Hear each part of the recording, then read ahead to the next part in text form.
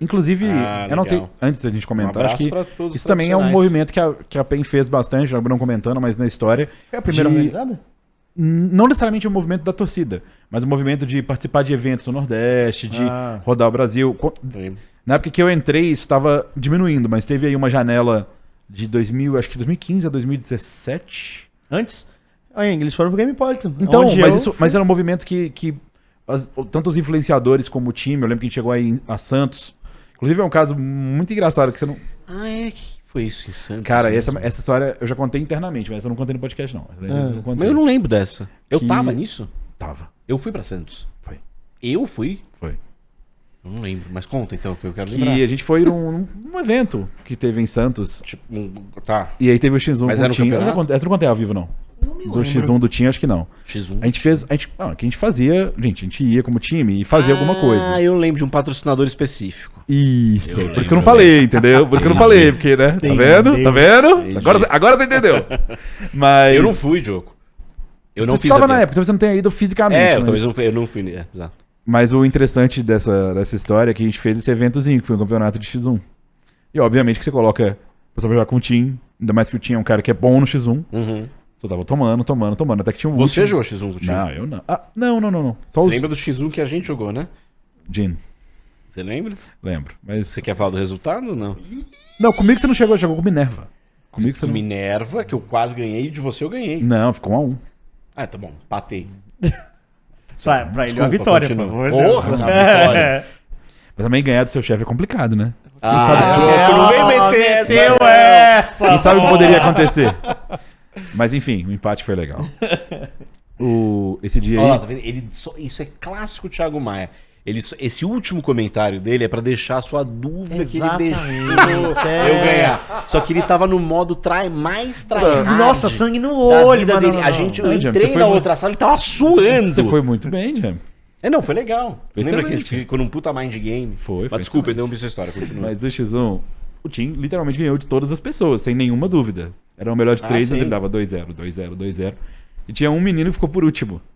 Parece que foi de Ah, pressão. ele jogava com a galera, tá? Entendi. E o último era o Tuts, só que ele não sabia que era o Tuts. Só que o Tuts com Você tá 14, brincando? 15 anos. É. Você contou Não. essa história essa semana, mas não foi ao vivo. Foi pra foi- gente falar do ar. E quem ganhou? 1-0 pro Tuts, o primeiro. E aí, nessa hora, quem O tava... Tim deve ter dado uma... Mas depois foi 2-1 pro Tim. Só que nessa hora o Renan vira pra mim e fala: putz, esse menino aí, isso com 15 anos. Aí até eu falei: pena que a gente não contrata. Naquela época não era prática contratar trainees, né? Não tinha isso. Você até comentou: quem. Isso é mais uma coisa que você era um homem à frente do seu tempo, mais uma coisa. Inclusive, eu tô vendo esse movimento no CBLOL, finalmente, né? Sim. Finalmente as pessoas, os times estão pensando nisso. Foi isso? 2018? Eu tava na PEN, então provavelmente 2018. Você chegou em 2017? Final? Acho que foi 17, final de de 17. 17, né? Então, assim, com certeza era um menino que Não, mas eu tô teria vendo esse potencial. movimento, tá? Um movimento muito forte. Mas, assim, o que eu posso te falar que já tinham times que estavam fazendo isso antes, já tinham tido essa visão, talvez não formalizado, mas Em já tinha um off. movimento em off. E isso é muito importante, muito mais do que parece, porque... É que tem um ponto que é delicado, O quê? que é a educação. Esse ponto era o que sempre me deixou com a pulga atrás da orelha. Porque Mas esse tem uma maneira de você... Tipo assim, você como instituição, você não pode, né, em tese, você não pode interferir. interferir, entendeu? Então, assim, quando a gente vai engajar em alguma coisa desse tipo, a gente fala, decisão da família, nossa recomendação é que a pessoa termine os estudos, pelo menos eu já ensino médio, não sei como é que é a terminologia. Não lembro, mas acho que é ensino médio Ensino ainda. médio, né? É o mínimo. E aí, enfim, aí a pessoa decide se vai realmente cursar uma faculdade ou não vai, enfim. Mas eu acho que esse é o ponto delicado, porque se eventualmente, pega um garoto aí de 15 anos e aí decide... Eu nem sei se pode jogar no CBLOL, né? Não pode. 16 o 17, mínimo. 17 no ano 17 feito. o mínimo. É. Porque em tese, com 17 a pessoa já completou o ensino médio, né?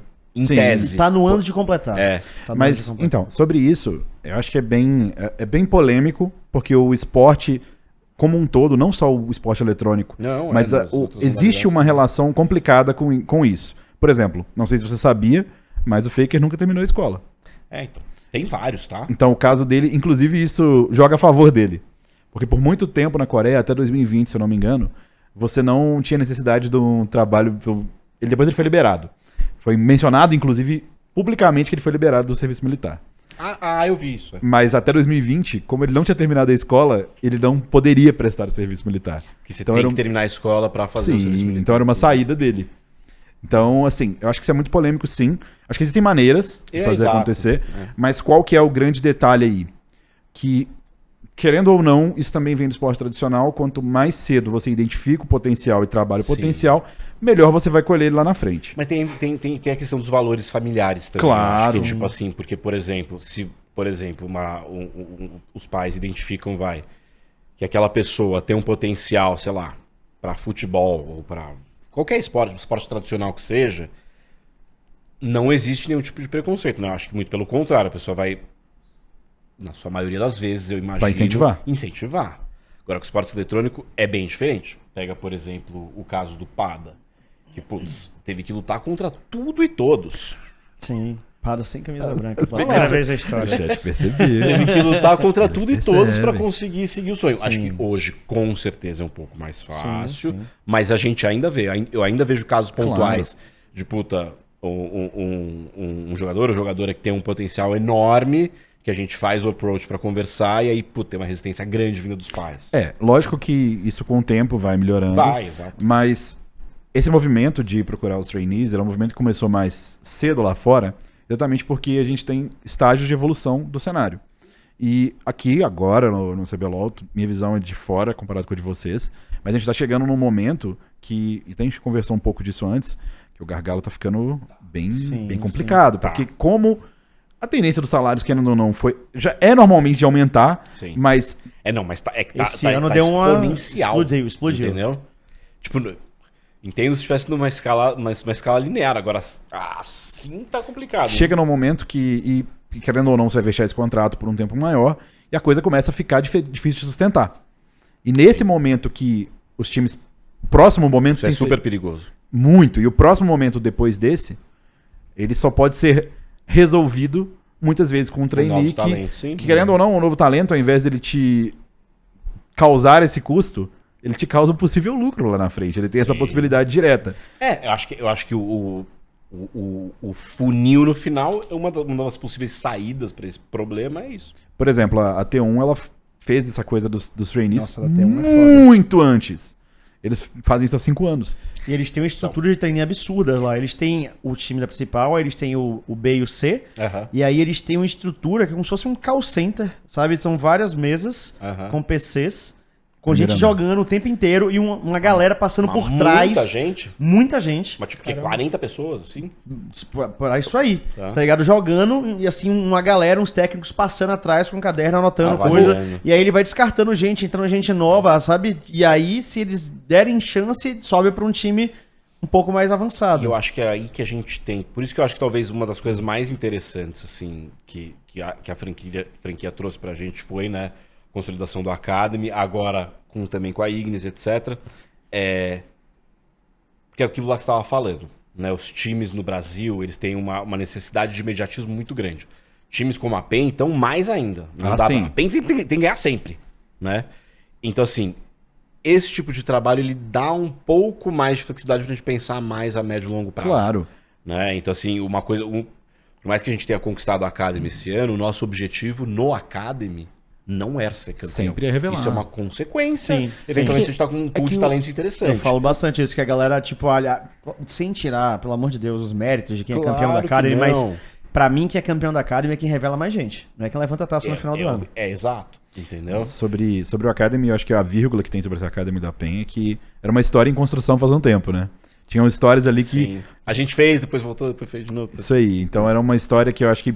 É difícil, tá, Diogo? É difícil. Eu sei. Sem a estruturação, né, que agora a Riot tá dando, era muito difícil da gente conseguir perpetuar o projeto, porque no final... Eu vivi um pouco isso, né? Ajudei, fui lá.